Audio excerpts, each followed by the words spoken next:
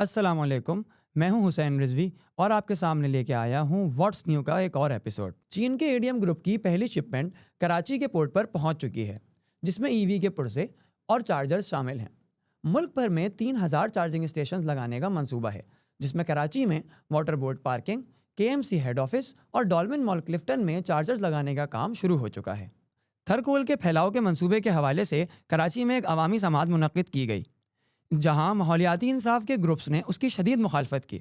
ان کا کہنا ہے کہ اس پھیلاؤ کے منصوبے کے بعد ماحول اور پانی کے ذخائر کو شدید نقصان پہنچے گا۔ ڈپٹی وزیر اعظم اسحاق ڈار نے اداروں کو ہدایت کی کہ بجلی کے نقصانات کو کم کریں، سبسڈی کے نظام کو بہتر بنائیں اور نرخ کا سسٹم درست کریں۔ اس وقت سرکولر ڈیٹ 1.6 ٹریلین روپیز تک پہنچ چکا ہے، جو کہ پوری انڈسٹری کے لیے ایک بہت بڑا بوجھ ہے۔ سندھ حکومت نے سولر انرجی پر 0% ٹیکس کا اعلان کیا ہے۔ نوری آباد اور دیگر ہائیبریڈ پلانٹ سے کے الیکٹرک کو سستی بجلی فراہم کی جا رہی ہے۔ پاکستان اکتوبر میں پہلی مرتبہ 10 لاکھ بیرل امریکی خام تیل منگوا رہا ہے، جس کے ساتھ 19% امریکی ٹیرف بھی لگایا گیا ہے، جو کہ ساؤتھ اور ساؤتھ ایسٹ ایشیا میں سب سے کم ہے۔ اسی کے ساتھ امریکہ پاکستان کے گیس اور تیل کے مختلف منصوبوں میں سرمایہ کاری کا بھی ارادہ رکھتا ہے۔ تو یہ تھیں پچھلے ہفتے کی کچھ اہم خبریں۔ ملتے ہیں آپ سے واٹس نیو کے اگلے ایپیسوڈ میں۔ خدا حافظ۔